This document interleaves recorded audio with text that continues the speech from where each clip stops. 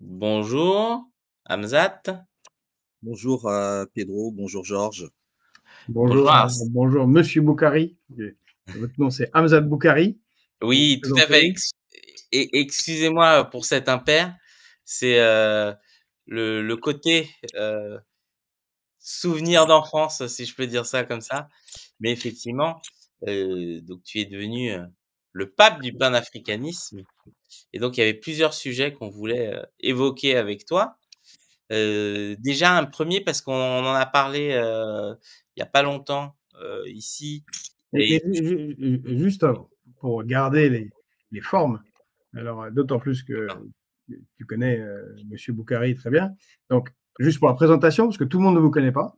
Donc, vous êtes Hamzat Boukari, vous êtes franco-béninois, vous êtes né à Cotonou et vous êtes historien, vous êtes docteur. Et vous avez écrit plusieurs ouvrages, entre autres sur le panafricanisme, dont un sûrement qu'on a à mettre ici, qui est Africa Unite.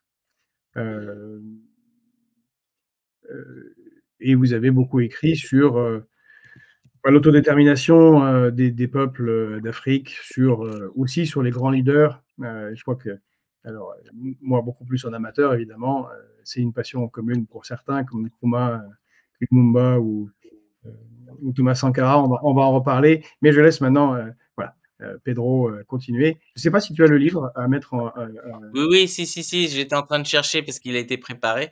Je vais le mettre en exergue. Je disais, donc, on a parlé récemment justement de la commémoration du massacre de, alors à chaque fois j'écorche de Tiaroy, c'est Mhm. ça? Et je sais que tu étais aux commémorations. Et donc, est-ce que justement tu peux nous dire un peu comment ça s'est passé et qu'est-ce que tu en as pensé Non, on justement? avait fait le topo ici, on avait expliqué, on avait fait un topo sur le massacre de Tiaroy. Et on se Mmh. demandait comment Jean-Noël Barrot a supporté le moment. Bah, écoutez, oui, j'ai été invité par la primature, donc par le Premier ministre, à Dakar au début du mois, donc pour les commémorations du 80e anniversaire du massacre de Tiaroy, qui est un crime d'État, qui est un crime colonial commis par l'armée française, donc le 1er décembre 1944.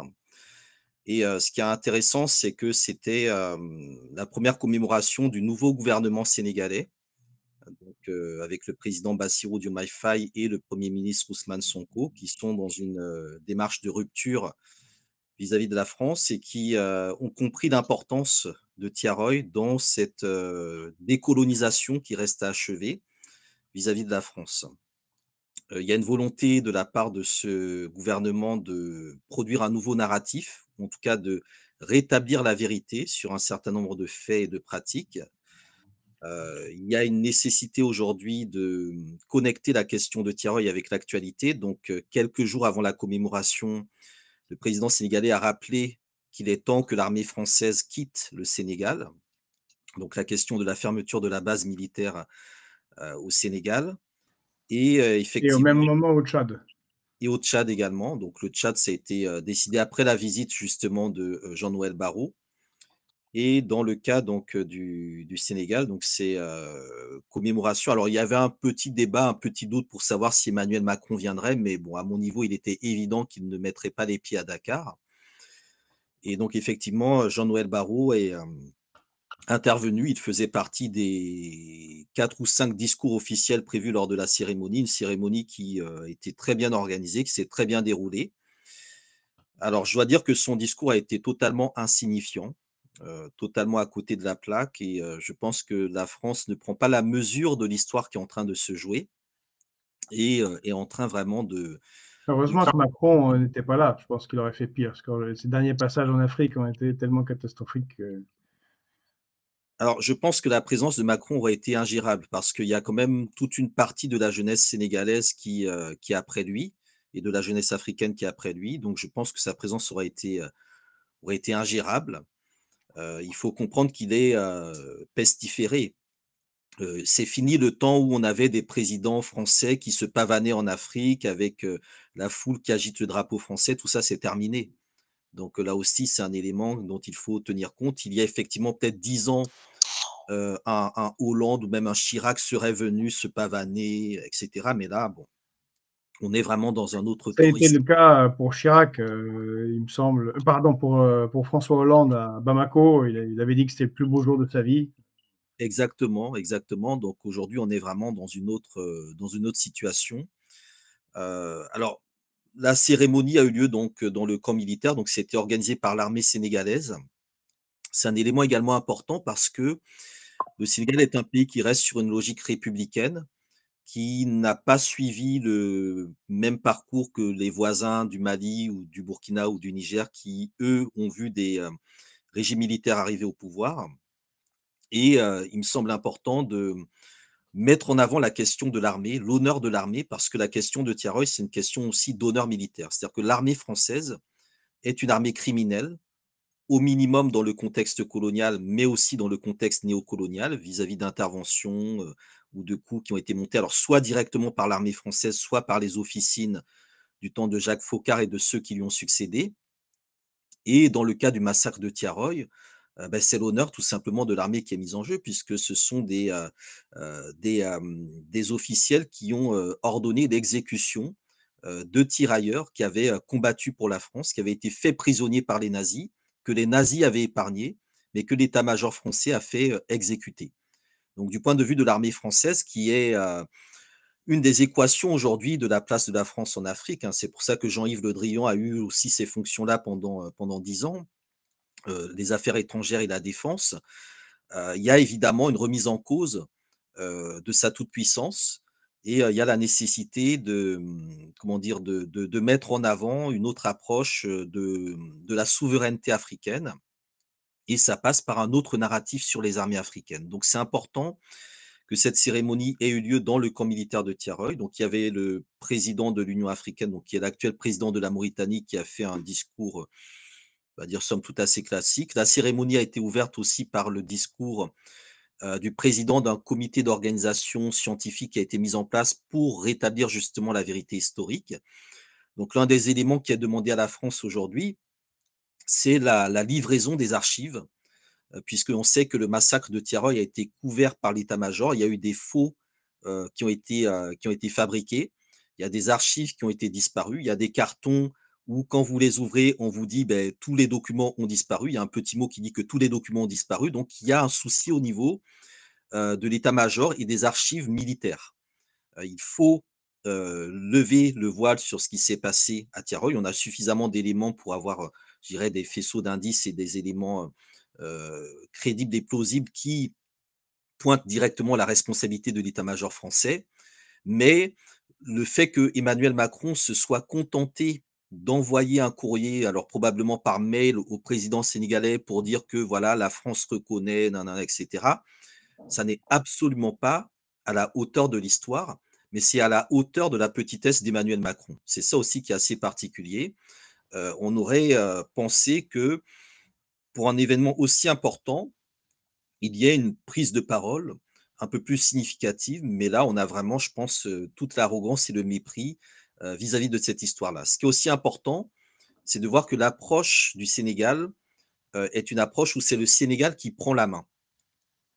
Ces dernières années, on a vu la France prendre la main vis-à-vis du Rwanda, vis-à-vis de l'Algérie, même si là aujourd'hui on voit ce qui se passe, ou vis-à-vis du Cameroun, en mettant en place des commissions mixtes, avec généralement donc une personnalité française et une personnalité du pays concerné pour travailler justement sur la réécriture de l'histoire, le nouveau narratif, etc.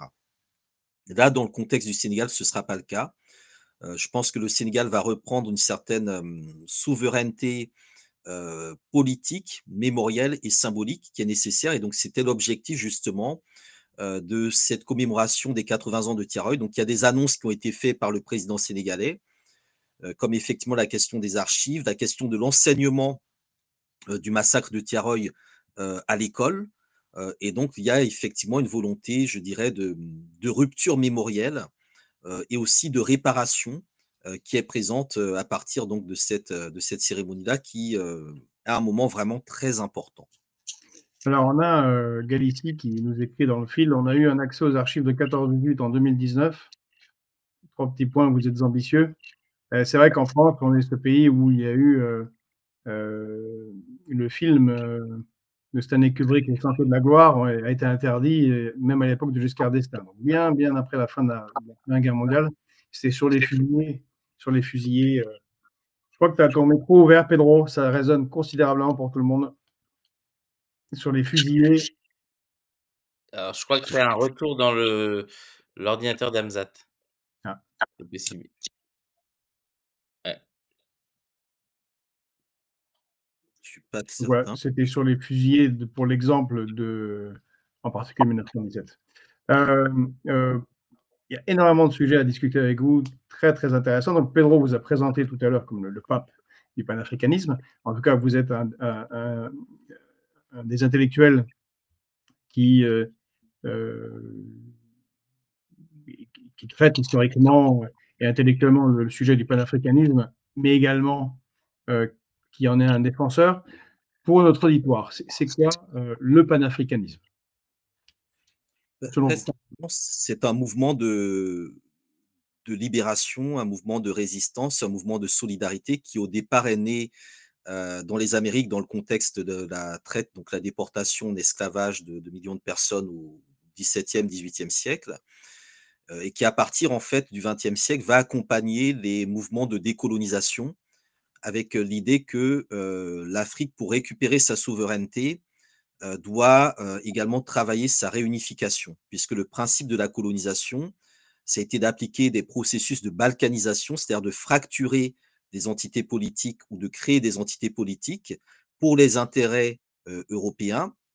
Et donc la décolonisation nécessite de repenser une autre géographie, une autre géopolitique du continent africain, dans laquelle les peuples africains puissent se reconnaître et ne soient pas obligés de s'identifier à des créations artificielles coloniales qui sont les États nés justement des décolonisations. Donc c'est un peu cette dynamique-là de, comment dire, de reconstruction d'un ensemble géopolitique africain, continental ou international, et c'est en même temps un mouvement de résistance à l'impérialisme, au capitalisme et au néolibéralisme, qui inclut notamment la question dite des réparations, c'est-à-dire la nécessité aujourd'hui de changer de paradigme à l'échelle des relations internationales, de sortir justement de l'économie néolibérale et capitaliste qui est à l'origine des désordres et des dérèglements du monde d'aujourd'hui, et de faire en sorte que la voix de l'Afrique ou les voix africaines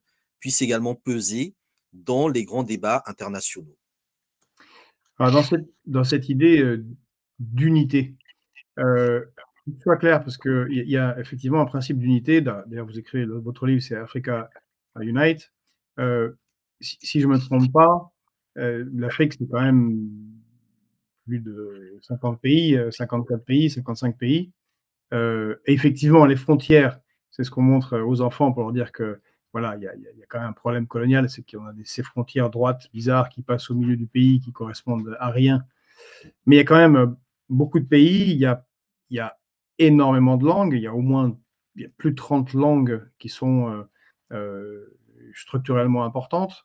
On parle de 2000 ethnies, en tout cas, il y a au moins 200 ethnies qui sont importantes aussi. Même pour ceux qui sont attachés aux couleurs de peau, les couleurs de peau sont différentes, les accents, les, les cultures. Jusqu'où peut aller l'unité de l'Afrique? C'est aussi, il y a des différences, c'est un continent qui est gigantesque. Alors, si vous prenez par exemple les trois pays qui forment aujourd'hui l'Alliance des États du Sahel, le Mali, le Burkina Faso et le Niger, avant la période coloniale, ils correspondaient grosso modo à deux ou trois zones d'empire qui communiquaient, qui fonctionnaient ensemble. Sous la période coloniale, ils ont été regroupés dans ce qu'on appelait l'Afrique occidentale française. C'est-à-dire que le principe d'unir ou de fédérer ou de regrouper des territoires a toujours été présent dans l'histoire de l'Afrique. Le problème, c'est la manière dont les États africains, au moment de la décolonisation, ont été intégrés dans l'ordre international de manière divisée, de manière balkanisée, qui ne leur permet pas individuellement de répondre à leurs besoins et aux besoins de leur population. Donc, il y a une nécessité de penser la question de l'unité. L'une des difficultés, c'est que jusqu'à présent, ça s'est fait via des structures comme l'Union africaine, qui sont justement des regroupements et des forums d'une cinquantaine d'États, mais qui ne suivent pas une ligne idéologique commune.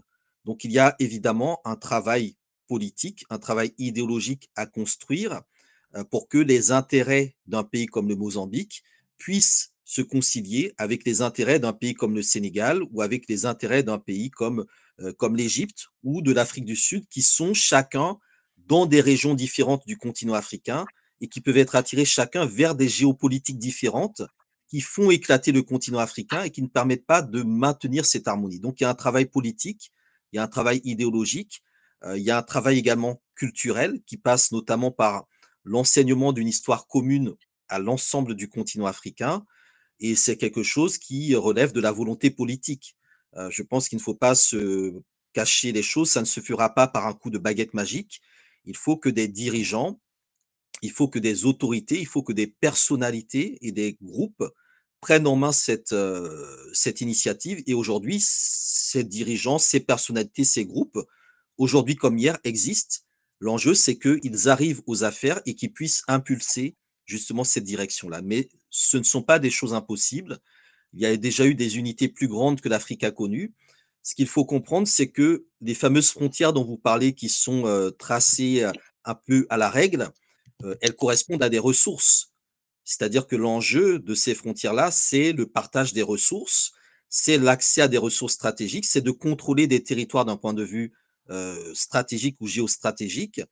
Et ces questions-là sont des questions qui font qu'aujourd'hui, le monde entier est en Afrique et personne n'a d'intérêt à voir l'Afrique s'unir parce que ce serait le recul des intérêts de toutes les grandes et moyennes ou petites puissances qui sont aujourd'hui sur le continent africain.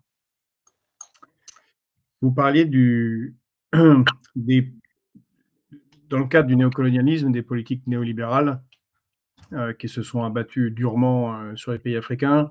On pensera aux années 80, 90, 2000 avec le FMI et la Banque mondiale qui ont demandé des politiques de rajustement structurel pour assurer des emprunts, ou couvrir des dettes qui n'ont fait que s'aggraver et donc de plus en plus, permettre la mainmise, sur les États africains et en particulier, les ressources.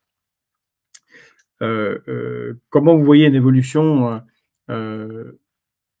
contre ces néolibéralismes? Est-ce que ça passe par, heu, les BRICS?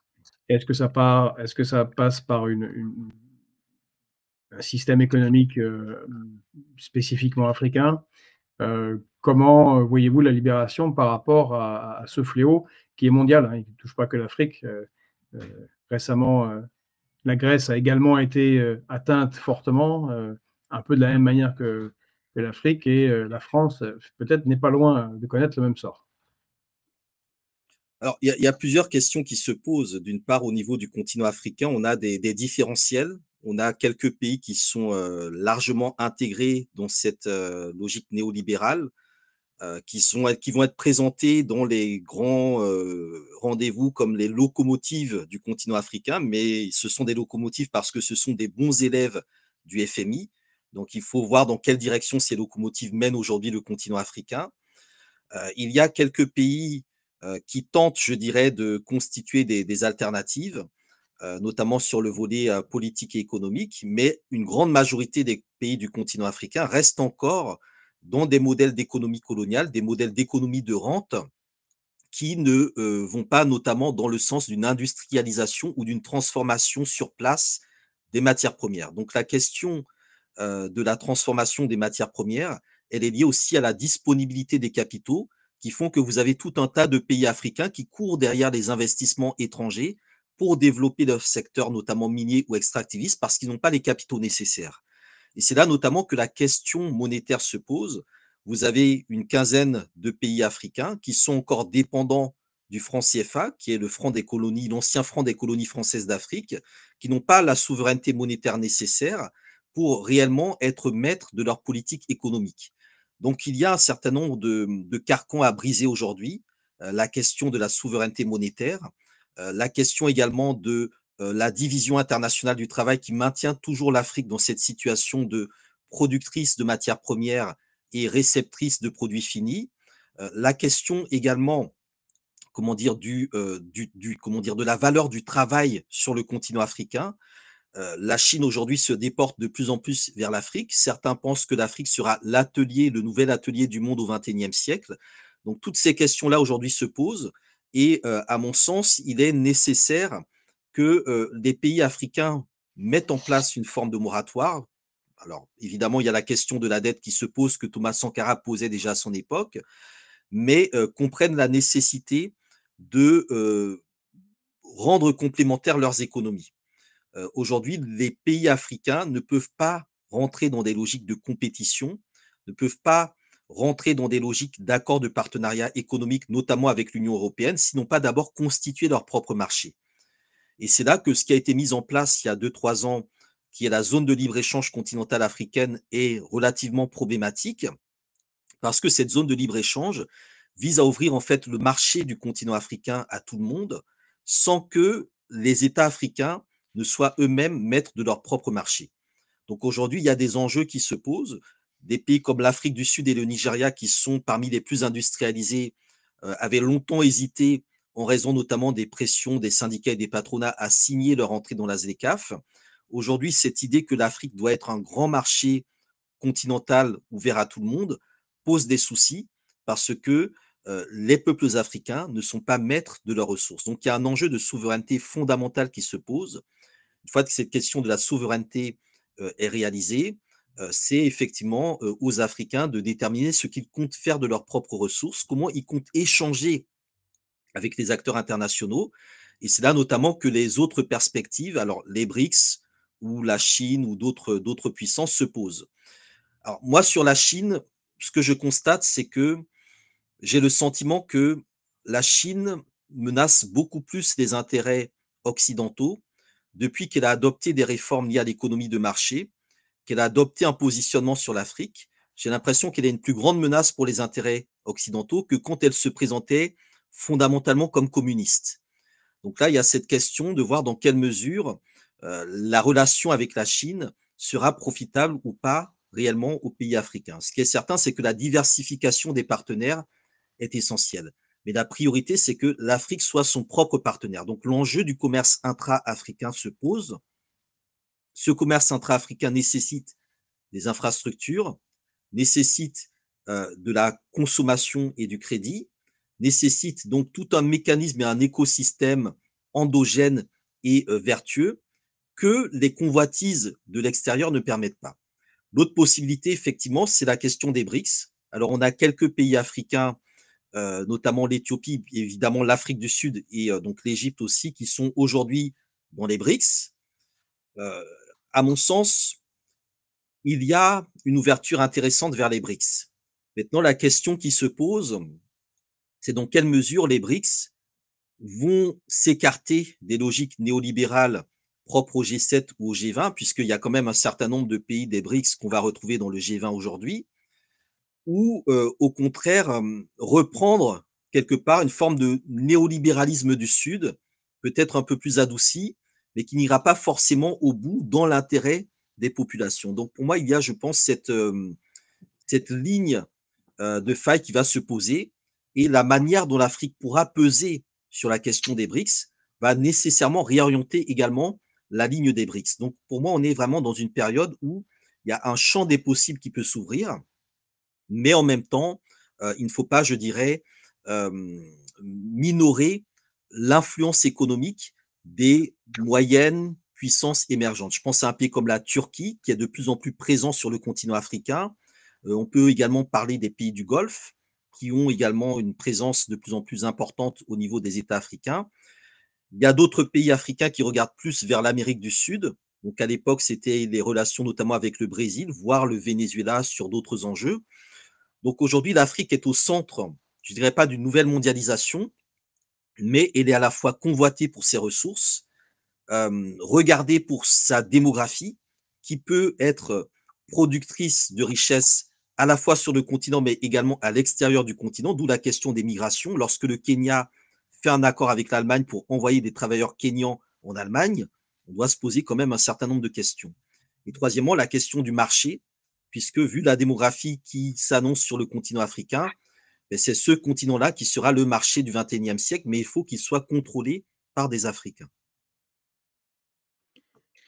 Quand on était au sommet des BRICS de Kazan, on a rencontré plusieurs, représentants du panafricanisme et eux, ils voyaient, effectivement, ils nous parlaient de cette, problème de l'investissement et donc de la critique qu'ils faisaient des accords de partenariat économique, avec les pays ACP, de la manière, néolibérale de casser toute, indépendance du moindre État africain qui commencerait à poindre, son nez, heu, sur les questions industrielles. Heu, une petite anecdote, je l'ai vécu au Mali, j'étais très, très longtemps, j'étais jeune, on participait à un programme, financé, par l'Organisation mondiale de la santé d'installation d'une usine de médicaments, génériques, produisant des Doliprane, par exemple, enfin, des choses, génériques à Bamako. Et j'ai vécu directement l'offensive, des, grands laboratoires pharmaceutiques qui ont tout fait pour tuer, cette, micro-usine, hein. Franchement, on était loin du mais même ça, c'était inacceptable et donc ça a été en un an, ça a été ravagé. Donc oui, à Kazan, ces tenants du panafricanisme insistaient sur l'intérêt qu'il y a, au sein des BRICS, parce qu'il y a un liant, où tout le monde a été colonisé. Même des pays puissants comme, la Chine ou l'Inde ou le Brésil ont subi, que ce soit, en Amérique latine, la doctrine Monroe, les guerres de l'opium pour la Chine qui lui ont fait prendre 150 ans de retard, le colonialisme direct, en Inde. Pour les Russes, c'est les années 90, bien sûr tous les États africains, la période, du colonialisme et de la traite, de l'esclavage. Et ils trouvaient quand même un intérêt dans la nouvelle forme de financement proposée par la nouvelle banque de développement, qui est présidée par une brésilienne. Donc justement, à nouveau pas occidentale et ça avait l'air déjà important en soi. Et puis surtout 2 thématiques que vous avez abordées, c'est le respect dans les relations, que n'ont pas, nos dirigeants, hein, on l'a vu avec Macron et la question de la souveraineté. Voilà. Et maintenant la question que je vais vous poser, est-ce qu'il y a les leaders, en Afrique. Alors peut-être on a le président Faye, au Sénégal, mais est-ce qu'il y a les leaders en Afrique? Est-ce qu'il y a des Nkrumah? Est-ce qu'il y a des Lubumba? Est-ce qu'il y a des Sankara? Parce que porter ce combat exige des caractères très, très forts. Alors la 1re des choses, hein, comme vous l'avez dit, c'est la question de la souveraineté. C'est-à-dire qu'à la différence des autres, pays, Brésil, Russie, Inde, Chine, qui constituent les BRICS, les États africains n'ont pas la souveraineté équivalente, à la Russie ou à la Chine ou à l'Inde. Donc il y a cet enjeu, qui est fondamental. C'est-à-dire qu'il y a une rupture à faire vis-à-vis, des anciennes tutelles coloniales ou néocoloniales, qui est nécessaire et c'est ce qu'on voit plus ou moins poindre au niveau, par exemple des États du Sahel, voire même du Sénégal. Mais cette question de la souveraineté, elle est fondamentale. On ne peut pas, entrer dans un ensemble, libre, souverain et multipolaire comme celui des BRICS, si on n'a pas été capable soi-même d'arracher initialement sa souveraineté et je pense qu'on est encore dans ce combat-là. Maintenant, c'est un combat qui, je pense, peut s'accélérer dans les années et dans les décennies qui viennent parce que, il y a une dynamique qui est là. Il y a un vieux monde qui est en train de s'effondrer, c'est-à-dire que les organes, les institutions, les structures d'avant ne sont plus, en capacité de répondre aux enjeux qui se posent sur le plan géopolitique ou géoéconomique. Donc il faut de nouvelles modalités de gouvernance. Il faut également de nouvelles formes de patriotisme et c'est en ça que les régimes militaires qui sont arrivés au niveau du Sahel, gagnent une certaine popularité, une certaine adhésion, donc la question du patriotisme. Et surtout, il faut mettre en place, et ça, ce sera la prochaine étape pour ces 3 pays et d'autres, il faut mettre en place, et ce que le Sénégal a fait, une nouvelle génération de leaders politiques, une nouvelle élite politique. Et cette question de la nouvelle génération des leaders, elle est très sensible parce que à la fin des années 80, début des années 90, c'était les Américains qui avaient créé ce qu'ils appelaient les leaders de la nouvelle génération. Ils avaient notamment ciblé des dirigeants comme Yoweri Museveni en Ouganda ou Paul Kagame au Rwanda. Et aujourd'hui, on voit que ce ne sont pas forcément ces dirigeants-là, je dirais, qui sont les plus en phase avec l'idée d'une émancipation, d'une libération de l'Afrique sur des bases panafricaines. Donc, il y a la question aussi du Congo qui se pose. Là aussi, il faut, pour un pays comme le Congo, qui est central, des leaders réellement panafricains. des leaders qui ont une conception et une compréhension de l'enjeu que leur territoire joue à l'échelle africaine et internationale. Et enfin, je pense qu'il faut aussi une stratégie globale au niveau du continent africain pour que nous n'ayons plus une cinquantaine de dirigeants qui vont chacun dans leur avion se rendre à Sochi, à Kazan, sur le plan de la diplomatie, sur le plan de la géopolitique et de la défense des intérêts stratégiques du continent africain. Mais pour qu'il y ait cette ligne commune, eh bien, il faut que des intellectuels, des think tanks, des experts puissent la proposer aux dirigeants en place ou aux aspirants et futurs dirigeants pour qu'elle soit adoptée et pour qu'elle puisse constituer, tout à l'heure on parlait de la doctrine Monroe, pour qu'on puisse constituer, je ne sais pas, une doctrine Sankara qui reprendrait justement les lignes politiques que Thomas Sankara avait élaborées, qui sont toujours d'actualité. Sankara, il a été assassiné pour avoir fait son discours sur la dette et pour avoir soutenu l'indépendance de la Kanaki. Donc, ce sont des éléments, je pense, qui sont importants à garder à l'esprit. Il avait aussi une lecture de la question environnementale qui nous sort de la manière dont l'Afrique est quelque part instrumentalisée dans cette question sur le climat. Donc, on a, je pense, des éléments, des outils qui sont présents dans l'histoire du panafricanisme, dans l'histoire des relations internationales, à partir desquels on peut soit orienter les leaders de bonne volonté qui souhaitent faire des choses, soit produire, et c'est ça qui est le plus intéressant, des leaders de demain qui feront le travail que les ancêtres assassinés, les Ruben Oumiobe, les Patrice Lumumba, les Thomas Sankara n'ont pu faire jusqu'au bout. Ça nécessitera aussi évidemment des enjeux de sécurité puisque on est sur un continent qui connaît des déstabilisations régulières, qui a connu peut-être le plus grand nombre de dirigeants assassinés du fait de leurs opinions politiques, de guerres de déstabilisation. Donc là aussi, la question de la sécurité se pose et elle fait aussi partie, je dirais, des recompositions que l'on voit à l'échelle du continent africain, où pendant un certain temps, la France se présentait comme gendarme de l'Afrique. Et aujourd'hui, il y a d'autres acteurs qui arrivent avec également leur propre ligne d'intérêt. Alors moi, j'ai une Et question, Georges, si je peux me permettre. C'est justement, est-ce que parce que tu es président aussi de la Ligue Umoja, alors j'espère l'avoir bien dit, et justement, est-ce que c'est pas le but de cette ligue, c'est pas justement de réarmer ces politiques pour, créer cette nouvelle élite, comme tu dis? Bah, oui, notre but au niveau de la Ligue panafricaine MOUDA, donc nous sommes une organisation internationale et fédérale, donc avec des sections territoriales dans plusieurs pays d'Afrique et de la diaspora, jusqu'en Haïti, au Canada, au Congo, au Togo, etc. Et notre but, effectivement, c'est de contribuer au renouvellement du paysage politique africain sur la base justement des idées panafricaines. Donc c'est de former, c'est d'accompagner, c'est de conseiller des hommes et des femmes qui, on l'espère, demain seront en mesure d'assumer des responsabilités et d'appliquer tout ce que nous produisons du point de vue des analyses, du point de vue des perspectives. Donc c'est ce travail-là qui est fait, entre autres, plus un travail également de diplomatie au niveau international, qui passe un peu aussi par le réseau des BRICS, qui passe aussi par les réseaux sud-américains ou anti-impérialistes, et qui essaie, je dirais, comment dire, de redessiner un monde un peu plus égal et équitable du point de vue justement des relations internationales. Donc c'est ce travail-là que nous faisons, un travail de sensibilisation, de conscientisation. Il y a aussi un enjeu sur la diaspora africaine de France qui est fondamental. D'une part parce que Emmanuel Macron essaye de l'utiliser, de l'instrumentaliser dans son nouveau narratif de la relation de la France avec l'Afrique, et d'autre part parce que la France est toujours une puissance coloniale. On le voit d'une certaine manière à Mayotte.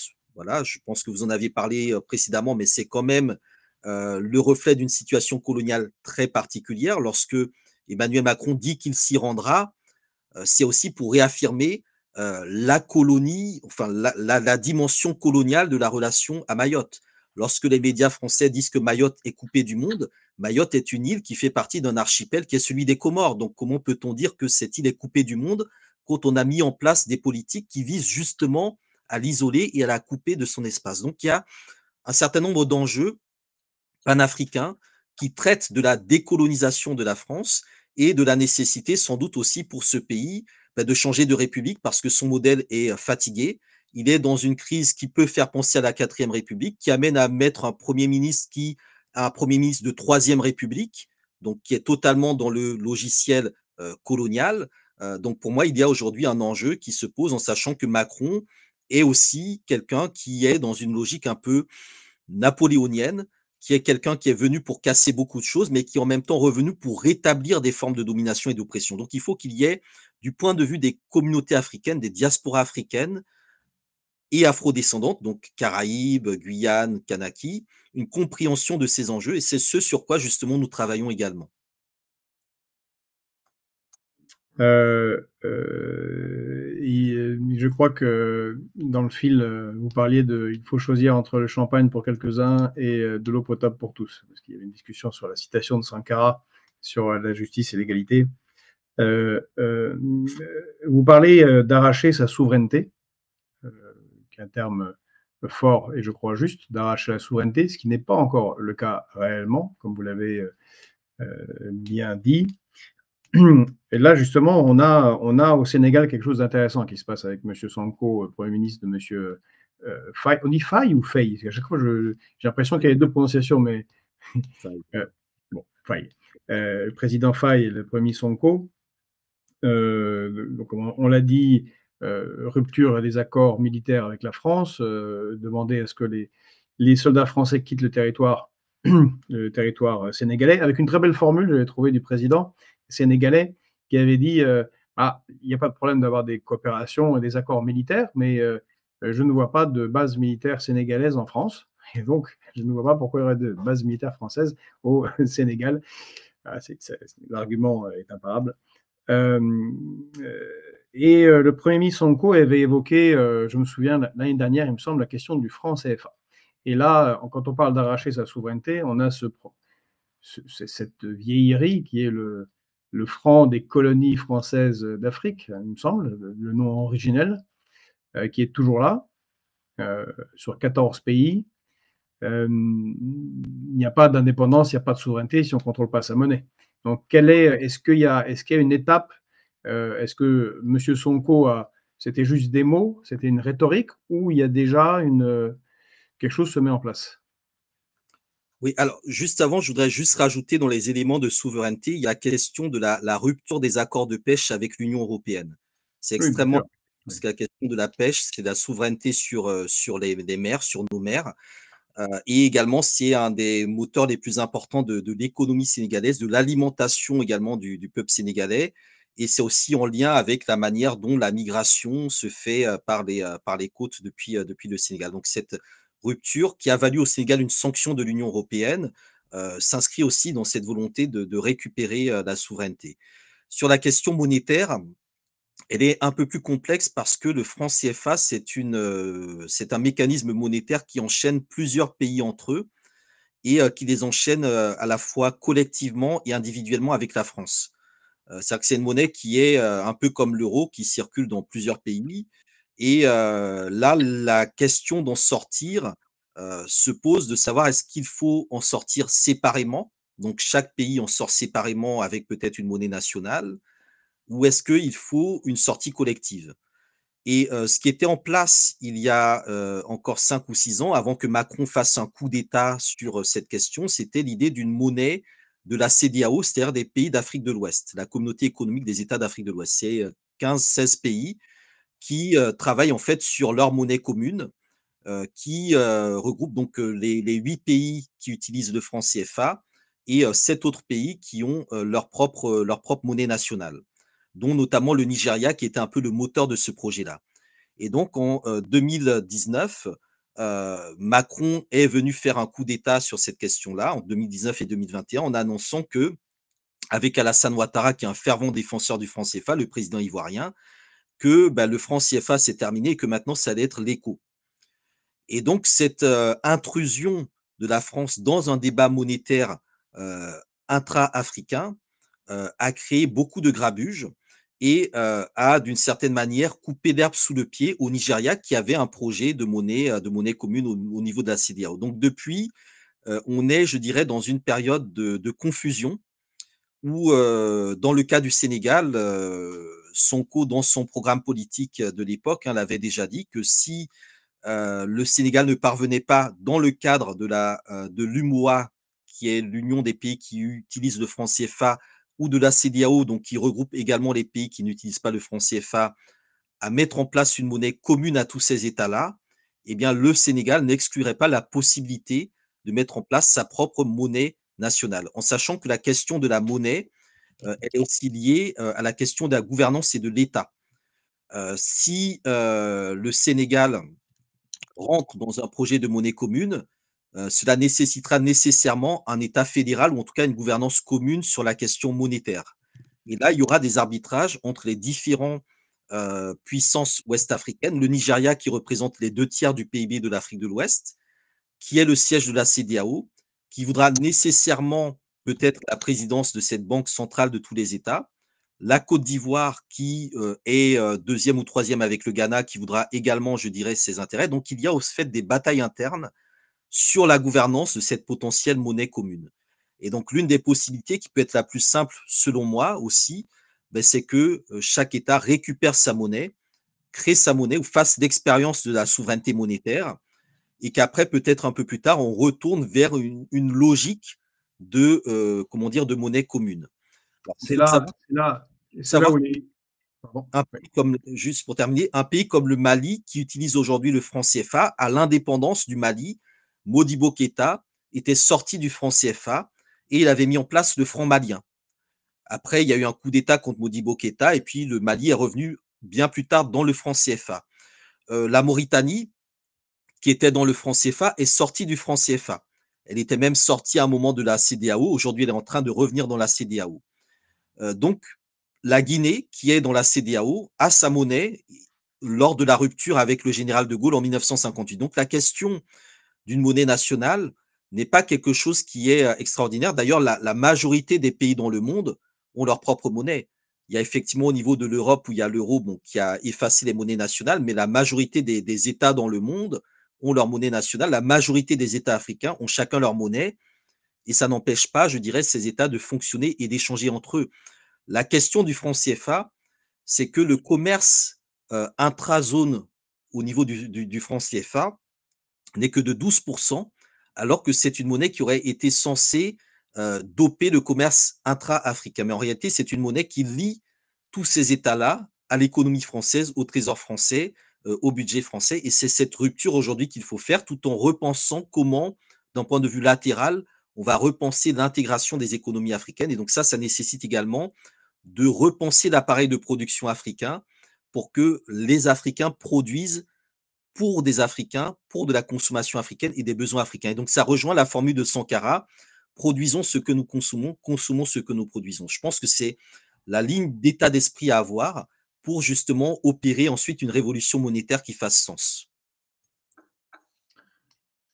C'est sûr. En plus, le franc CFA, si je ne m'abuse, est très utile pour maintenir un état de corruption de certains leaders africains inféodés. Parce qu'avec les transferts financiers, c'est beaucoup plus simple de piller son propre pays avec le franc CFA que s'il y avait une monnaie nationale. Vous parliez du Nigeria qui était à la pointe sur cette question. Là, récemment, en octobre, c'est assez intéressant. Bola Tinubu, si je le prononce bien, a décidé que les paiements de pétrole nigérien en brut se feraient dans la monnaie nationale et plus en dollars, ce qui, je sais, agace considérablement l'oncle Sam. On se rappellera que Saddam Hussein avait eu cette drôle d'idée en 91. Je crois que ça fait partie des raisons principales pour lesquelles tout ça a très mal terminé. Mais on sent qu'effectivement, il y a une capacité de libération maintenant qu'il n'y avait pas encore il y a 10 ans et que c'est quelque chose qui est en train de, un peu comme un volcan, là, d'exploser un peu partout de différentes manières. Et c'est très, très intéressant. On a énormément de questions dans le fil. Je ne sais pas si je vais réussir à toutes les sortir. On a parlé du franc CFA. Je reviens juste sur une question, peut-être, je ne sais pas votre avis, d'un point de vue philosophique. Un pays comme la France, qui lui-même s'accepte comme pays colonisé, au sens, n'a plus sa monnaie, ne contrôle plus réellement son budget et c'est inféodé à Washington. Est-ce que ce n'est pas difficile de se libérer d'une influence française qui elle-même ne voit que la géopolitique que comme un enchaînement de domination des uns sur les autres, elles-mêmes acceptant la domination d'un autre. Pourquoi vous n'accepteriez-vous pas la domination de la France? J'ai l'impression que Macron et les élites françaises fonctionnent un peu de cette manière. Oui, alors juste très rapidement sur Bola Tinubu, le président du Nigeria, c'est un pion des Américains et c'est assez particulier. C'est-à-dire qu'on a des dirigeants africains qui parfois prennent des décisions qui sont intéressantes, mais on se pose toujours la question de savoir s'ils prennent ces décisions intéressantes dans le sens de l'intérêt national ou dans le sens de leurs propres intérêts, qui sont notamment liés à des réseaux de corruption. Donc ça aussi, c'est toujours un élément qui permet de nuancer des décisions intéressantes de dirigeants fondamentalement problématiques. Sur le rapport à la France, moi je dirais que la France ne s'est toujours pas décolonisée. La France n'a toujours pas atterri de son histoire coloniale. Macron est un peu, je dirais, le prototype de cette politique africaine assez lunaire, voire lunatique, voire erratique, qui pose beaucoup de problèmes. Je pense qu'il y a aujourd'hui une nécessité de ce pays qu'est la France de faire son aggiornamento. C'est ce que nous avons évoqué notamment dans l'ouvrage collectif, hein, L'Empire qui ne veut pas mourir, une histoire de la France-Afrique, que j'ai coordonné avec 3 camarades. Euh, la période d'aujourd'hui est une période de rupture, de changement, et en même temps, c'est une période qui permet de repenser des dominations.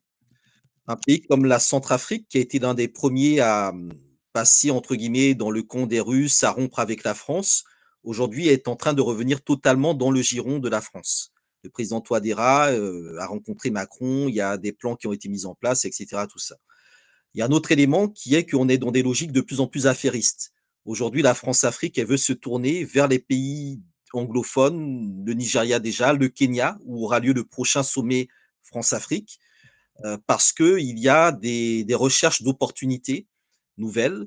On peut penser au projet de Total au niveau du Mozambique. Donc, il y a une redéfinition de ce qu'on appellerait l'Afrique utile. Et ça renvoie peut-être à un nouvel âge de l'impérialisme français.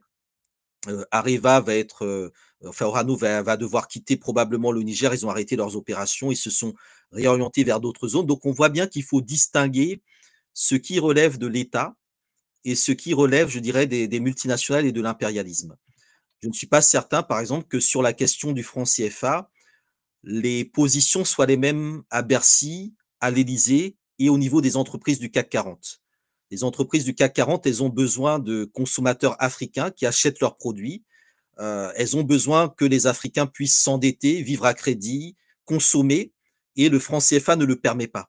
Donc là aussi, il faut se poser la question de quels sont les intérêts qui sont cachés derrière des ouvertures ou des ruptures qui peuvent être des fausses ruptures ou comment dire, des réorientations de la domination.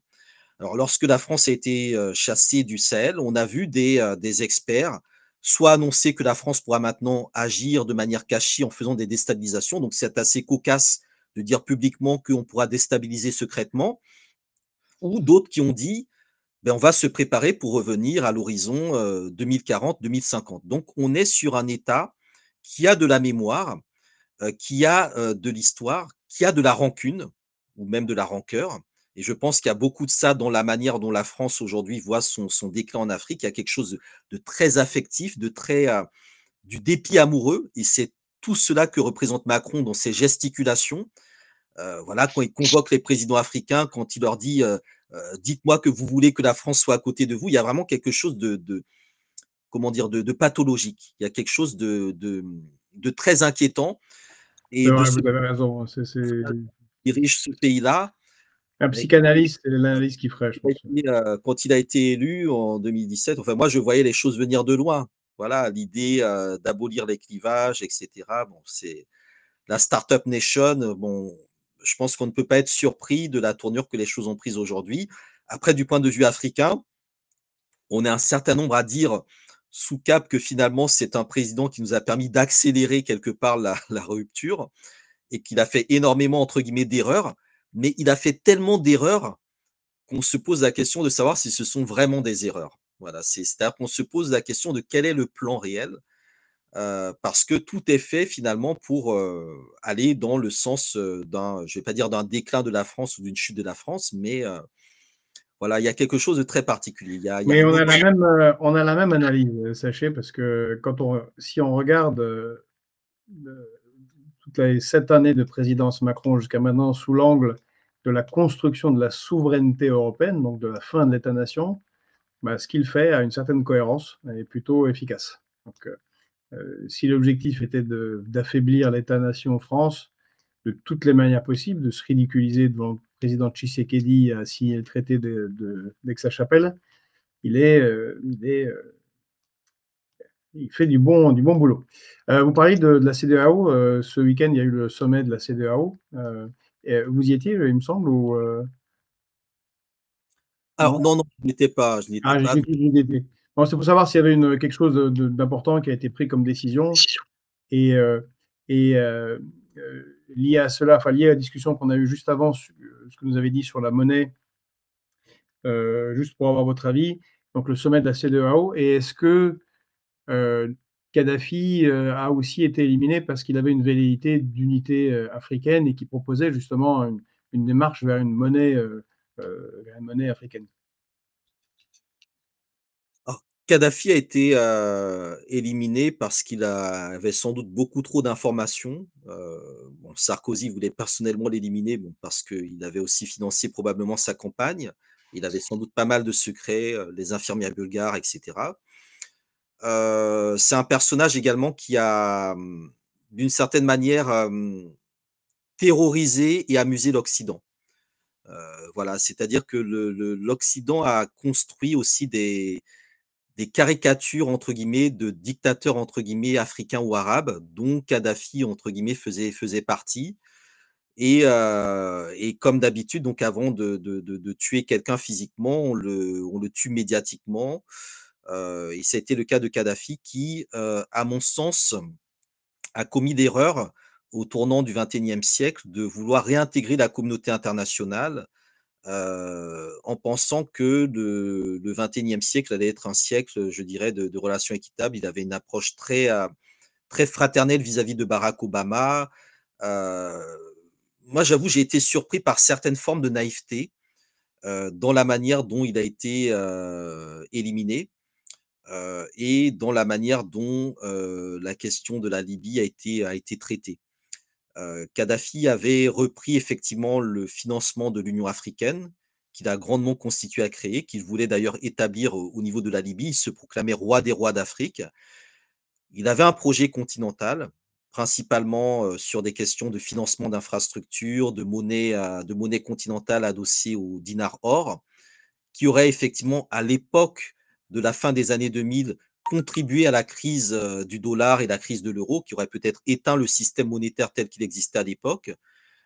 Et la Libye avait des fonds souverains, la Libye n'était pas endettée, la Libye était autonome, et donc la possibilité pour un pays de réussir ce type d'opération aurait eu sans doute des réactions en chaîne et aurait grandement, tué l'ordre international, et c'est d'autant plus important de le dire que lorsque les rebelles, donc armés par l'OTAN, sont arrivés au pouvoir avec également, l'adoubement de Bernard-Henri Lévy, c'est quand même le FMI qui a été la première institution à reconnaître le gouvernement de transition des rebelles libyens. Donc on est dans des systèmes où ce sont les institutions financières internationales qui décident de quel est le bon ou le mauvais gouvernement. Donc on voit bien que la question de la feuille de route, elle se pose, et aujourd'hui la Libye est, totalement, éclatée en 2 gouvernements, voire 3 zones différentes, avec une guerre civile.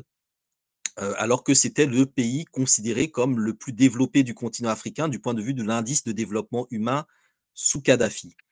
Donc, aujourd'hui, il y a évidemment des conséquences de la guerre de Libye au niveau du Sahel, toute la déstabilisation du Sahel, et le projet de Kadhafi, qui épousait quand même des formes de néolibéralisme, heu, était intéressant sous certains aspects et problématique sous d'autres.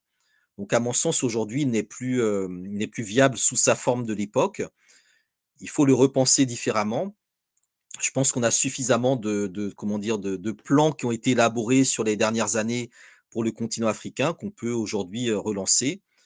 Mais il est évident que, l'un des éléments qui a conduit à la perte de Kadhafi, c'est la dimension ostentatoire qu'il avait, c'est la capacité qu'il avait aussi à humilier les occidentaux. Je pense que quand il vient dans l'Élysée avec sa tante, pour, voilà, dormir, sous sa tente, je pense que c'est une provocation vis-à-vis de la France et on sait que les impérialistes sont particulièrement susceptibles et ne pardonnent jamais à tous ceux qui ne se mettent pas à genoux devant eux. Donc Kadhafi, a justement refusé, cette posture-là, comme, d'autres, dirigeants l'ont refusé et a été éliminé dans le cadre de la destruction de la Libye, qu'on a voulu faire passer pour un élément du printemps arabe, un soulèvement populaire, mais on voit bien que c'était, une intervention, impérialiste, à l'époque, hein et l'Algérie était aussi probablement dans le viseur à ce moment-là, puisqu'on était dans la période de construction de la fameuse Union pour la Méditerranée, de Sarkozy qui, visait en fait à sécuriser les intérêts occidentaux au niveau de l'espace méditerranéen et notamment gérer la question migratoire dont Kadhafi disait qu'il était le verrou et dont on a vu les conséquences de sa chute par la suite. En parlant d'impérialisme, est-ce que vous ne craignez pas une forme d'impérialisme qui s'exprimerait de manière différente, venant, de pays, comme la Chine ou comme la Russie? J'étais, il y a 1 an et demi, en Guinée-Conakry et j'ai vu à Conakry, l'immense influence chinoise, qui était pour moi était manifestée au loin, au large par tous ces immenses bateaux de pêche. Et toutes les semaines, un gigantesque bateau blanc passait pour, frigorifique qui fait le tour du monde pour ramasser les pêcheries et les pêcheurs, locaux, étaient particulièrement, mécontents parce que avec leurs, petites embarcations, leur propre pêche était, très, très fortement diminuée. Bon, c'est un exemple, mais est-ce qu'il y a pas ce risque? Est-ce que vous ne voyez pas ce risque, d'une manière ou d'une autre? Alors de manière globale, hein, pour moi les 5 du Conseil de sécurité, les États-Unis, la France, l'Angleterre, la Chine et la Russie, sont des impérialismes à des niveaux différents. Celui des États-Unis, c'est de l'hégémonisme otanien. La France a un impérialisme culturel et un néocolonialisme qui persiste. Pareil avec la Grande-Bretagne, ils sont Commonwealth. La Russie a une sphère d'influence et la Chine est dans une forme d'impérialisme économique, qui est lié au fait que c'est la première puissance économique mondiale, même si elle ne le revendique pas en tant que telle, elle ne revendique pas cette hégémonie ou cette domination. Du fait de son système, du fait de son modèle, elle a besoin de ressources, elle a besoin de prospérer et elle a aussi un projet, d'unification, mondiale qui va dans la continuité de l'unification de la Chine avec les nouvelles routes de la soie. Alors c'est un projet qui n'apparaît pas comme étant un projet militariste en tant que tel, contrairement aux États-Unis qui, eux, ont un projet fondamentalement militariste avec des bases un peu partout dans le monde, mais un projet plutôt fondé, on va dire, sur le commerce. Donc c'est vraiment l'idée des nouvelles routes de la soie, le commerce unificateur et cetera. Bon, ce qui peut se défendre, ce qui peut être intéressant, mais force est de constater que la Chine, et ça il faut le dire, hein, lorsqu'elle arrive en Afrique, elle ne fait qu'utiliser les modalités mises en place par l'Organisation mondiale du commerce et par les puissances occidentales. Elle n'invente rien. La Chine a, un appareil, des moyens, des ressources financières et économiques qui lui permettent d'utiliser ou de pousser jusqu'au bout des accords, des ouvertures, inscrites dans le cadre de l'Organisation mondiale du commerce à laquelle elle a adhéré au début des années 2000. Laquelle Organisation mondiale du commerce est le résultat finalement de plans pensés par les occidentaux. Donc pour moi, ce qui énerve particulièrement l'Occident vis-à-vis de la Chine, c'est de voir une puissance non européenne, non occidentale, peut-être réaliser de manière plus efficace une forme de pillage sans subir les mêmes critiques que les vieilles puissances coloniales subissent quant à leur néocolonialisme en Afrique. Et ça, il y a effectivement un pillage produit par le modèle économique capitaliste dont la Chine se prévaut sur certains points, qui va être, entre guillemets, «adouci» par l'idée que la Chine, à une époque, a été une puissance dominée, a tendu la main à l'Afrique avant d'être ce qu'elle est aujourd'hui et ne participe pas aux déstabilisations de type militaire ou néocoloniales que d'autres pays produisent, mais en même temps, il y a cette question effectivement du partage économique qui pose des problèmes. Donc pour moi, on est, je dirais, dans une relation différente. Je pense qu'il y a une plus grande capacité à revoir des accords ou à négocier, avec la Chine que, à négocier, avec, comment dire? L'arrogance occidentale que l'on connaît aujourd'hui. Mais le problème est le même. Il y a un pillage des ressources Mmh. africaines qui, quel que soit le drapeau qui plie, quelle que soit la couleur qui plie, pose problème et doit cesser. Et donc là aussi, du point de vue de la Chine, il faut voir comment l'économie chinoise va évoluer dans les prochaines années, comment, ce pays qui, au contraire de la Russie, a besoin de ces ressources stratégiques-là, beh, comment ce pays-là va également, je dirais, reconsidérer son rapport avec le continent africain. Et ça nécessite aussi que l'Afrique parle d'une seule voix vis-à-vis de la Chine, parce que la Chine, par rapport à l'Afrique, a son projet, entre guillemets, «panafricain», mais les dirigeants africains ont tous chacun leur projet, entre guillemets, «national» et n'ont pas la vision globale du continent africain que les Chinois ont. Donc c'est un des enjeux, je pense, qui se pose, mais sur la question des bateaux, du pillage, il y a des Japonais aussi, hein, qui sont présents, il y en a d'autres aussi. Oui, oui, oui. Il y a des vraies questions qui se posent, effectivement. Léonard, Michelon, dans le fil, nous écrivait, «La France Afrique», selon la France, à accent grave fric, FRIC. Égale ici que nous écrit que les plus gros marchés des multinationales françaises, c'est l'Asie et le Proche-Orient. L'Afrique, c'est insignifiant en proportion.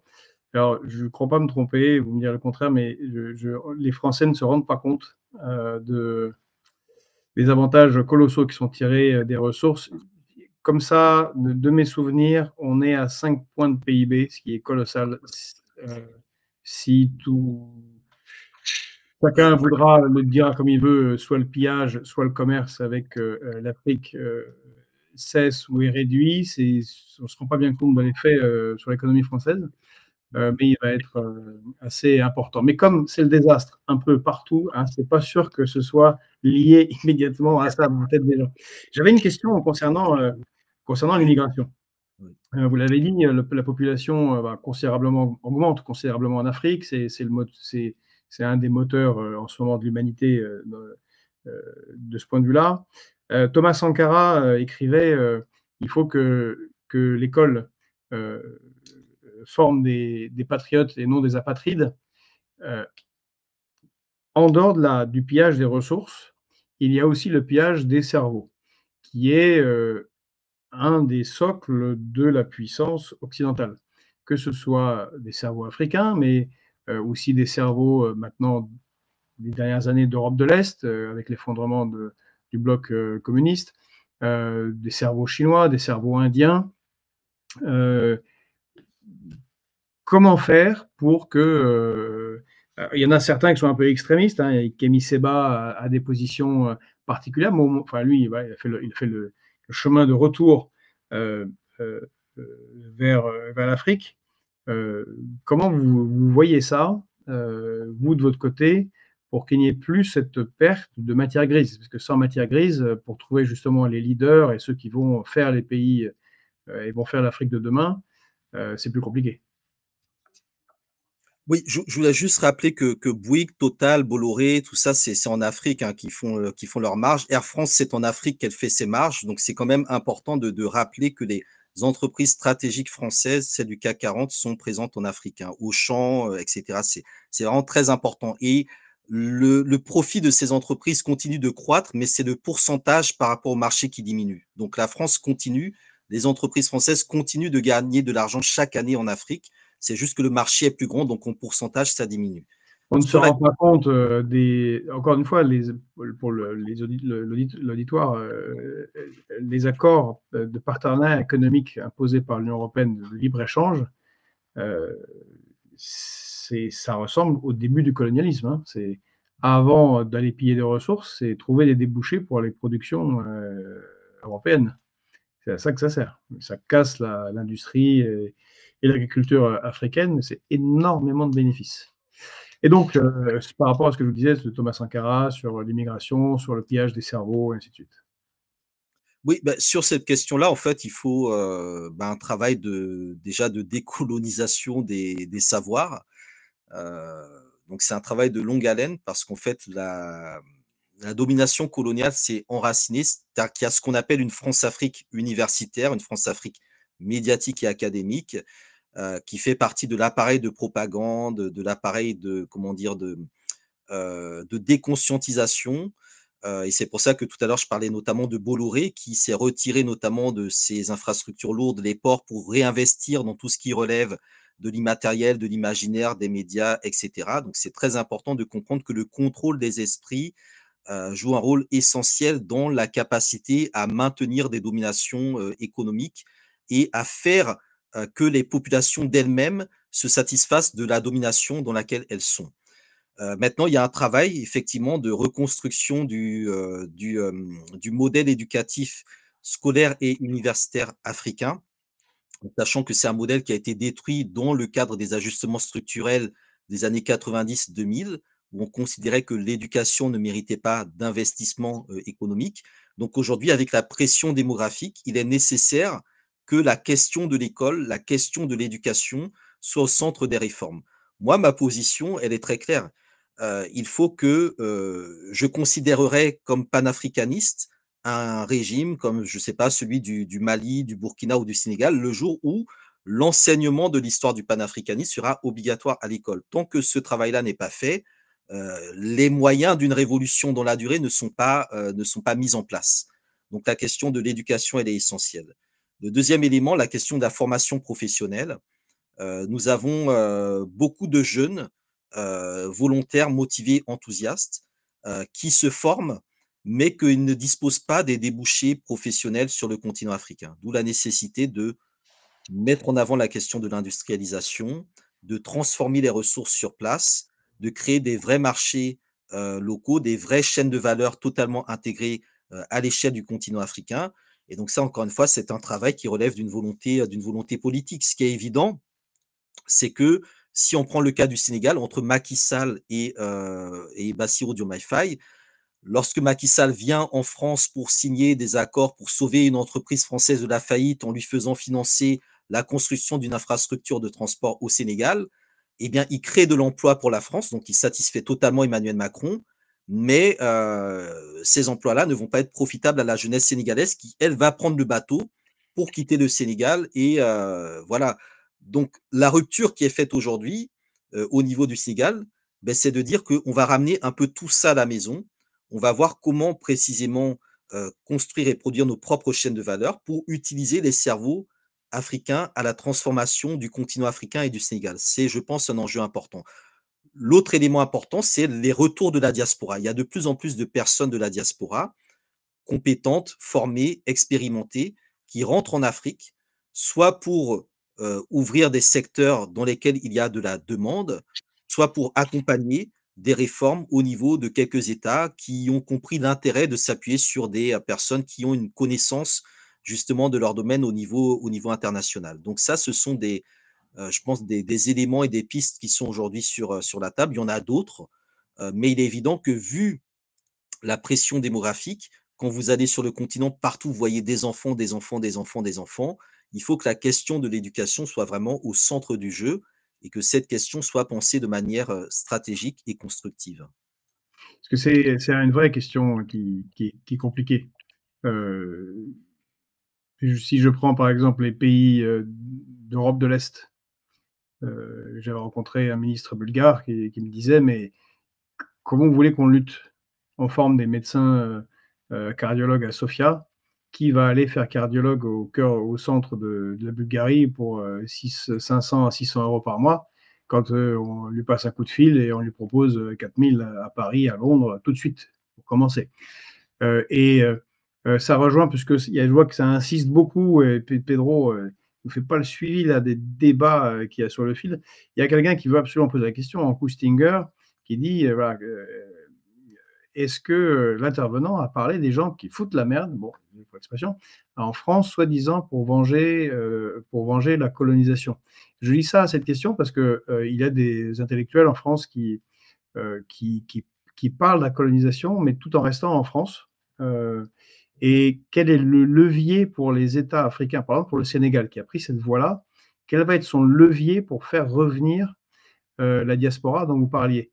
Parce que je l'ai vu aussi pour la Russie, ça a été très compliqué de faire revenir les scientifiques et ça a été fait à coup de salaire, à coup de propositions de vie meilleure, au pays.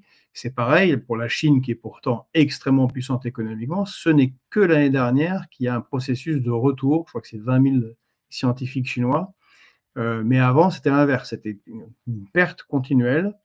Et l'Inde, qui est très puissante, elle aussi n'arrive pas à quand même une perte tous les ans de sa matière grise. C'est vraiment très compliqué comme sujet, surtout pour des pays qui ont peut-être pas à ce point les moyens d'attirer des gens qui sont très bien payés ailleurs. Alors, sur la question que vous évoquiez tout à l'heure, en fait, l'une des problématiques que nous avons, c'est que le continent africain est devenu un peu le paradis des ONG. Et donc, effectivement, vous aurez des ONG qui seront dans des coins très reculés des pays africains, euh, faisant de l'humanitaire, de la charité, etc., là où l'État devrait être présent. C'est-à-dire qu'il y a une délégation aux ONG d'un certain nombre de prérogatives étatiques qui posent aujourd'hui des soucis. Maintenant, sur la question des retours, en fait, il y a deux catégories. Il y a on va dire les personnes d'origine africaine mais françaises, souvent nées en France, qui, pour des raisons parfois professionnelles ou opportunistes ou carriéristes, comme elles iraient au Canada, à Dubaï, etc., ben, décident d'aller en Afrique parce qu'il y a du travail en Afrique, parce qu'on peut avoir des bons niveaux de vie décents dans certaines villes ou capitales africaines aujourd'hui. Et donc, ils vont rentrer en Afrique parce que ben, c'est toujours mieux de gagner sa vie. Enfin, à salaire égal, on peut mieux vivre en Afrique que en France vis-à-vis des salaires que l'on gagne, tout simplement. C'est le cas aussi de personnes retraitées qui partent faire leur retraite en Afrique parce qu'avec une retraite française, même une moitié de retraite, ben, on peut vivre dans des conditions plus décentes en Afrique qu'en France parce que on a des sociétés, on a des communautés qui sont beaucoup plus ouvertes, beaucoup moins individualistes que celles que l'on connaît en France, qui est une société profondément, comment dire, difficile. Ensuite, on a ceux qui ont quitté les pays africains, qui viennent en Europe, notamment pour se former. Et donc ça, on ne peut pas refuser à quelqu'un le droit de se former et qui, au cours de leur formation, se voient captés par le marché du travail français, parfois à des salaires inférieurs au salaire d'un Français normal, parce qu'il y a aussi la question de la nationalité, etc. Et qui vont effectivement manquer à leur pays d'origine, dont on attendait qu'ils reviennent pour participer au développement de ce pays-là. Ben, pour moi, il n'y a pas de mystère, c'est des questions d'investissement. Si vous voulez que votre diaspora revienne, il faut mettre en place des conditions salariales, des conditions économiques, des conditions politiques, des conditions sociales qui permettent un minimum à cette diaspora de revenir. La difficulté pour les États du continent de le faire, c'est que s'ils le mettent pour la diaspora, ben, il faut qu'ils le mettent pour l'ensemble du pays.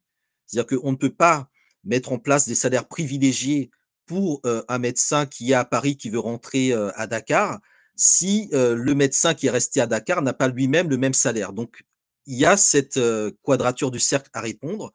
Et c'est en ça que chaque défi qui se pose aujourd'hui aux États africains vis-à-vis de la diaspora est une opportunité pour améliorer les conditions de ceux qui n'ont jamais quitté, qui sont toujours restés sur place et qui sont quand même la priorité et le moteur principal du développement. C'est-à-dire que ceux qui sont sur place sont un peu le moyeu de la roue et ceux de la diaspora sont les différents rayons de la roue qui vont être entraînés par la dynamique locale. Donc ça, c'est un élément important. Un autre élément important, c'est la question du droit du travail. C'est-à-dire que sur le continent africain, on a un travail qui se fait souvent dans le cadre plus ou moins informel. Lorsque vous arrivez en France, au Canada, etc., en Australie, ben, il y a un droit du travail, il y a un code du travail qui, je dirais, fait partie des luttes sociales et qui fait qu'aujourd'hui, dans la manière dont les luttes sociales sont pensées en France, ben, il faut tenir compte de la question migratoire, il faut tenir compte de ce que représentent les Français ou les étrangers originaires de ces territoires-là. Et il faut que ces questions-là soient également politiquement débattues parce que ce sont des personnes qui participent à l'économie française, mais qui ne reçoivent pas nécessairement les droits qu'ils devraient recevoir. Donc, pour moi, il y a des questions d'égalité, de justice sociale, aussi bien ici en France par rapport à ces profils-là, que dans la manière dont les États africains doivent mettre en place des procédures pour leur permettre de rentrer et d'exercer dans des conditions décentes. Alors, si je peux me permettre, j'ai une question justement parce que tu parlais de la décolonisation des esprits. Pour moi, il y a un fait, alors, typique de l'impérialisme et d'Hollywood, c'était, le film Black Panther qui présentait une Afrique, très développée, mais dont beaucoup pensaient en fait qu'elle était mythologique et n'existait pas. Sauf que quand on regarde le niveau de développement d'un pays comme l'Angola ou l'Éthiopie, au final, c'est des on est quasiment aux standards occidentaux, ou au moins aux standards de l'Asie. Donc est-ce qu'il faut pas justement, aussi faire le travail de supprimer ces référentiels parce que pour que la jeunesse voit qu'en fait, il y a un très fort potentiel et il y a des endroits qui sont aussi, développés en Afrique que ça peut être en Occident. Absolument, absolument. Non, mais comme je le dis, il y a des on peut très bien vivre, enfin, il y a beaucoup de gens qui vivent très bien en Afrique. Tout le monde ne veut pas quitter le continent africain. Je pense qu'il faut vraiment rompre avec ce narratif-là. Maintenant dans la, comment dire? Dans la vision, la conception, la définition du développement, il est aussi important de comprendre que beaucoup de personnes rentrent en Afrique pour se tourner vers l'agroécologie. C'est-à-dire qu'il y a aussi la rupture vis-à-vis du mode de vie urbain ou du mode de consommation urbaine qui fait qu'en Afrique, on a un champ de potentialité sur les questions agroécologiques, sur les questions paysannes, qui est peut-être beaucoup plus grand et beaucoup plus important que ce qu'on peut connaître dans d'autres parties du monde. Donc là aussi, je pense que c'est un enjeu important, surtout à une époque où on parle de transition, énergétique, de comment dire? De priorité environnementale et écologique. Il y a cette dimension-là. Ce n'est pas que pour aller pour les services, la finance, l'industrie, le commerce et cetera. Il y a cette dimension-là que le continent africain, c'est aussi un continent qu'il faut nourrir et donc la question des terres, la question de la production, de l'autosuffisance alimentaire, nécessite que des personnes aussi, investissent dans ces secteurs-là qui sont peut-être moins valorisés, mais qui sont stratégiques. Après, il y a aussi, je pense c'est important de le citer, l'argent de la diaspora. C'est-à-dire que la diaspora africaine de France envoie beaucoup plus d'argent en Afrique que l'aide publique au développement que la France envoie aux pays africains. Donc, on sait que l'aide publique au développement revient à la France via les entreprises françaises en Afrique qui captent cette aide-là. Donc, c'est vraiment une manière pour la France de s'autofinancer en disant qu'elle fait acte de charité. Mais la diaspora africaine qui est en France, via les transferts d'argent, finance beaucoup plus l'économie africaine que l'État français ne le fait. Donc, se pose la question de quel est, je dirais, l'idéal type politique de ces diasporas-là qui ont un poids économique mais dont, comment dire, la ligne politique n'est pas claire. Et c'est ça, je pense, qui est aujourd'hui un peu l'enjeu d'un certain nombre de débats, de combats et de convoitises, cette diaspora-là qui est, je dirais, un potentiel de développement non négligeable. Question de Hugues, pourquoi les ex-colonies françaises se développent moins vite que les anglo-saxonnes ou portugaises? Alors, premièrement, tous les présidents des ex-colonies françaises sont d'anciens ministres ou députés de la quatrième République. C'est-à-dire que la différence entre le système français et le système anglais, c'est que dans le système de colonisation anglophone, tous les leaders des indépendances se sont formés en Afrique et ont principalement combattu dans leur territoire, Kenya, Nigeria, etc. Aucun n'a été membre du paysage politique anglais. Mais dans le cas de la France, dès le départ, en fait, on a des élites politiques qui étaient au Palais Bourbon, qui étaient affiliées avec François Mitterrand, donc avec l'élite politique française. Donc on a déjà une captation dès le départ du leadership politique francophone africain par la France, d'où les mécanismes de la France-Afrique, etc. Deuxièmement, les pays dits anglophones ont des tailles et des superficies et des démographies plus cohérentes, leur permettant d'être plus solides. Des pays comme le Kenya, la Tanzanie, l'Ouganda, on est déjà sur des 50-60 millions d'habitants. Ce qui est différent des pays d'Afrique francophone qui sont je ne vais pas dire des nains démographiques, mais dont le marché intérieur ne permettait pas non plus d'atteindre un certain poids critique. Aujourd'hui, c'est en train d'arriver. C'est-à-dire que, par exemple, si la Côte d'Ivoire avait eu 70 millions d'habitants, jamais la France n'aurait déclaré la guerre à la Côte d'Ivoire comme elle l'a fait. Voilà, donc la question également du rapport démographique, de la superficie. Les colonies britanniques sont des colonies plus cohérentes du point de vue de leur constitution. Ensuite, ce sont des colonies dans l'espace anglophone qui sont fondées sur le libre-échange et donc la capacité en fait à commercer avec tout le monde. Alors que dans le cas francophone, on est dans des logiques de monopole où, vous êtes Dakar, beh, vous commerciez avec Paris, point. Un peu comme la Martinique, vous commerciez avec Paris, point. Mais vous commercez pas avec Abidjan, pas avec vos voisins. Alors que dans l'espace anglophone, du fait de la nature économique de ces modèles, donc de libre-échange, on est sur des choses beaucoup plus circulaires, avec beaucoup plus de centres, de polycentrisme, alors que dans le contexte francophone, on est sur, Dakar, Abidjan, Libreville. Enfin, on est sur des satellites de la France, et C'est c'est c'est quelque ch c'est pour ça que le Gabon a basculé dans le Commonwealth? alors c'est un peu plus compliqué que ça. Le Gabon, au moment de l'indépendance, voulait être département français. Le Gabon, lorsque le pétrole a commencé à couler à flot, Omar Bongo s'est converti, il est devenu El Hadj Omar Bongo pour entrer notamment dans le clan des pays de l'OPEP. Donc il y a aussi une certaine forme de clientélisme diplomatique qui amène en fait à trouver des ressources dans les différentes institutions auxquelles on peut se rattacher, en sachant, comme je disais tout à l'heure, que la francophonie est dirigée par une ancienne ministre des Affaires étrangères d'un pays, le Rwanda, qui est aujourd'hui beaucoup plus tourné vers le Commonwealth que vers la francophonie. Voilà, le prochain sommet France-Afrique aura lieu au Kenya, donc on voit bien qu'il y a, comment dire, le soft power de ces structures Commonwealth, francophonie, etc. Et il y a les enjeux économiques, voire juridiques, qui sont derrière, parce que le droit commercial français n'est pas le même que le droit commercial anglo-saxon. Le droit des affaires n'est pas non plus le même. Donc je pense que ce sont tous ces éléments-là qui sont aussi discutés lorsqu'on parle de la francophonie. On parle aussi d'une communauté juridique, d'une manière de concevoir le droit, les traités de commerce, les accords, etc., qui n'est pas la même que dans le Commonwealth. Et donc il s'agit aussi pour les pays africains de se donner alors soit des partenaires diversifiés, soit dans certains cas, et je le pense aussi, des chaînes supplémentaires au coût.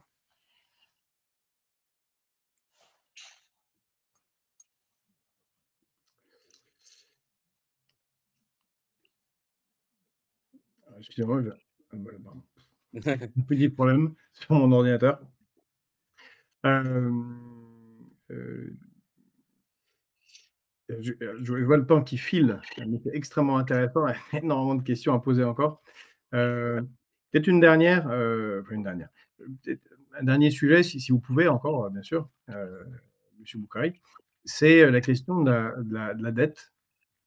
Vous avez évoqué tout à l'heure, Thomas Sankara et son formidable discours sur la dette, prononcé à Addis Abeba, je crois que c'est en juillet ou en août, 87.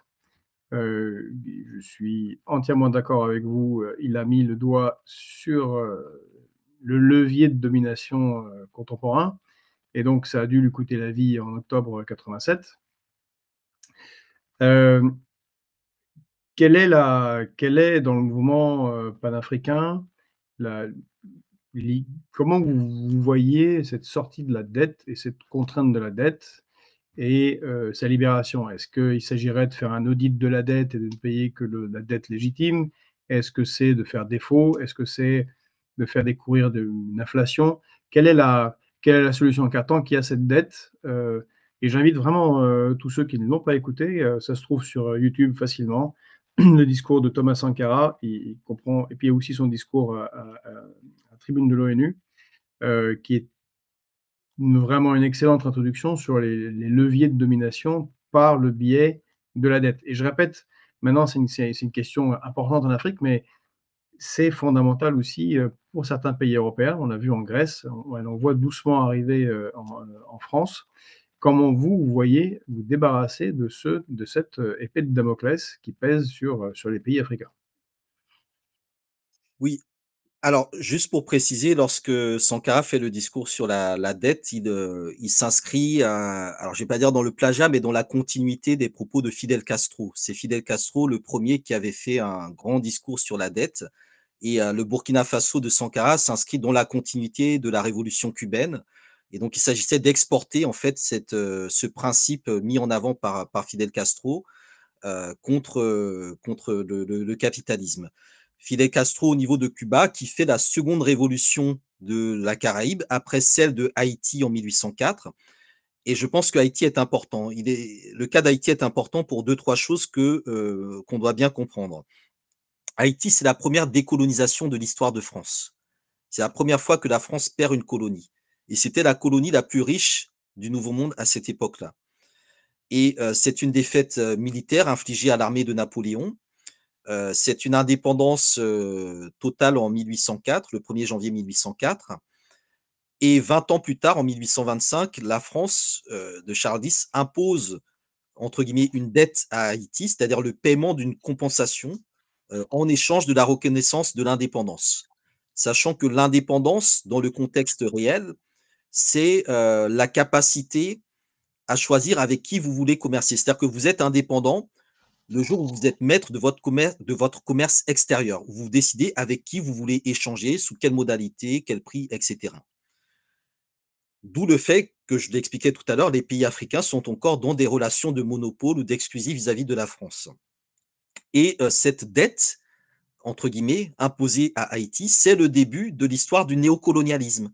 C'est la première fois que vous avez un peuple qui s'est libéré militairement, qui a arraché son indépendance et qu'on remet dans les chaînes via un outil économique produit par les banques, puisque ce sont les banques en réalité qui se sont positionnées avec les assurances sur cette question-là, pour réenchaîner économiquement un peuple qui s'est libéré.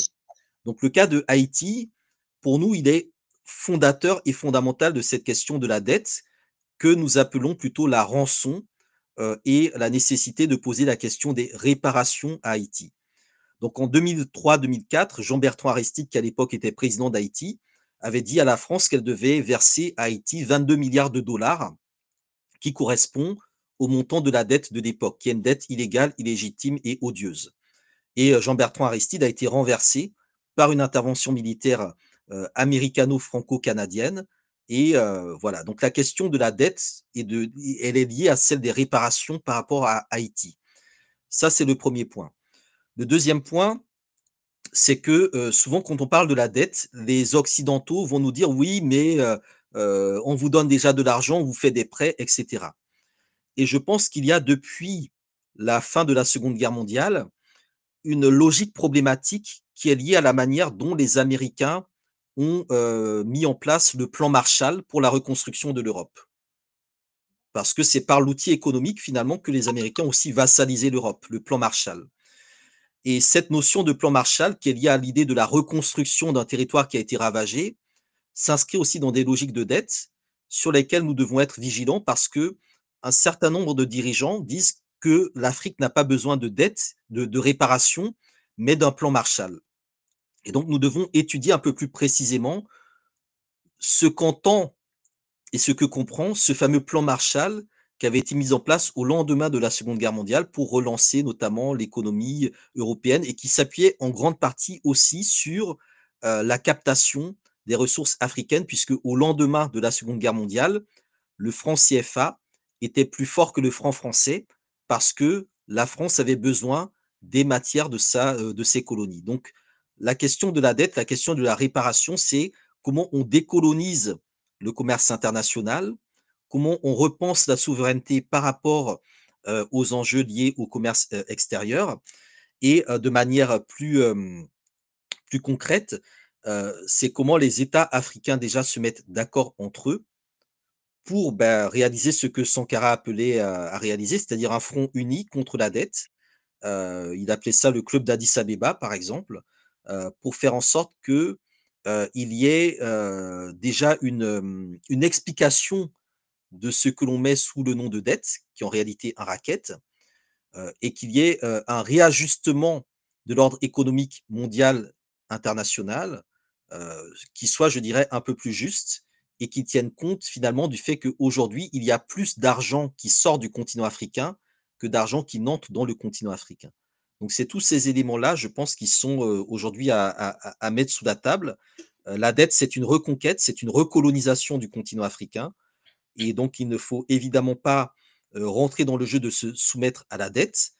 Il faut sortir des fourches codines du FMI, de la Banque mondiale et d'un certain nombre de structures, le Club de Paris, le Club de Londres, etc., qui maintiennent ce système-là.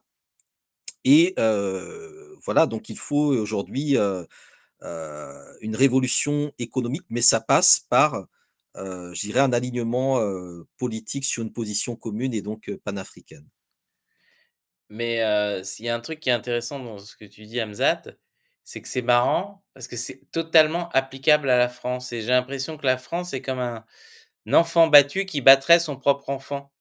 C'est-à-dire que nous-mêmes, effectivement, on est confrontés, au à ces problèmes-là de dette, on va dire, c'est le système financier, le système capitalistique qui a créé tout ce système d'oppression des peuples de la population française par la dette justement.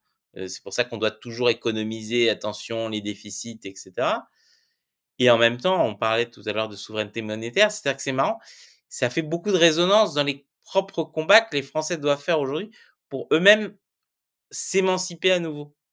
Donc il y a une espèce de cercle, bizarre si tu veux. C'est comme si nous, on imposait ce qu'on nous impose à nous-mêmes, tu vois?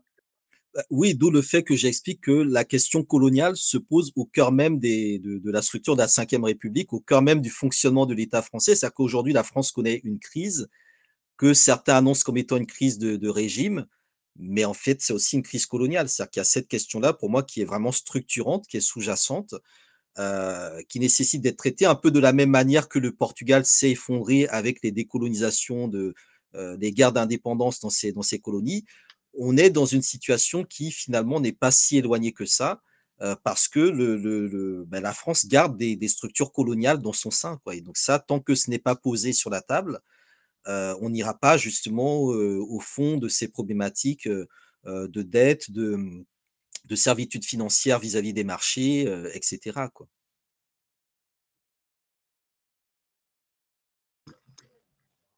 Bon, c'est extrêmement intéressant. Je pense que ouais, il faudrait qu'on vous réinvite parce que le sujet est vaste, fondamental. C'est un des principaux sujets géopolitiques, enfin, en tout cas de l'avenir du monde, ce qui se passe en Afrique. Parce que je vois qu'il est midi, on a été emmené très très loin dans la discussion. Et oui, ce que je vois Pedro ne s'en rend pas compte, mais normalement il y a des alertes. Donc, bon, on était, voilà, c'est passionnant comme sujet. Merci beaucoup, Monsieur Boukari, d'être venu sur Fréquence Populaire. Et vous êtes bienvenu pour revenir, pour discuter eh bien, du panafricanisme, euh, autre chose, et de ce qui se passe, des événements divers et variés qui se passent sur le continent africain. Merci beaucoup Georges, merci beaucoup Pedro. C'était un plaisir également de te revoir. Effectivement, c'est important de continuer le combat et d'échanger pour faire avancer nos causes communes. Merci à tous. Merci à tous ceux, qui ont suivi. N'hésitez pas à revoir. Je pense que je referai le montage de la vidéo puisqu'on ressort les vidéos et en particulier des extraits avec le fameux discours de Thomas Sankara sur la dette. Parce que c'est et peut-être je retrouverai celui de Fidel Castro puisque tu as cité la source Et originale. sur ça, c'est vrai que bon, on hésite à parler de Castro parce que sinon on finit vite en horrible communiste des Caraïbes. Mais moi, j'aime beaucoup, peut-être qu'on pourra en reparler une autre fois parce que là, ça nous amènerait très loin, mais la guerre en Ouganda et l'intervention cubaine ici, c'est complètement le combat de Nelson Mandela, comment il a été mené, et le fait qu'il ait voulu que son premier discours international se fasse à La Havane, je crois que c'est en juillet 91, et nulle part ailleurs, en raison du fait que c'est l'intervention cubaine qui avait permis, bon, de facto, par voie de conséquence, par effet domino, sa libération, est complètement inconnu et occulté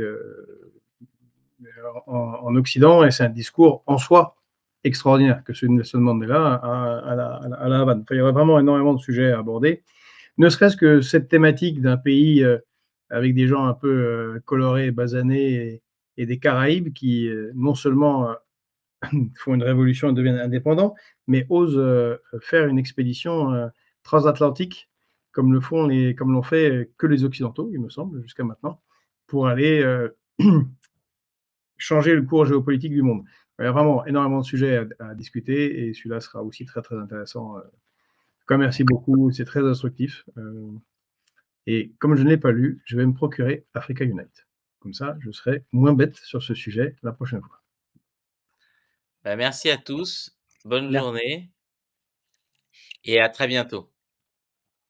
Merci, au revoir, bonne journée à tous. Merci.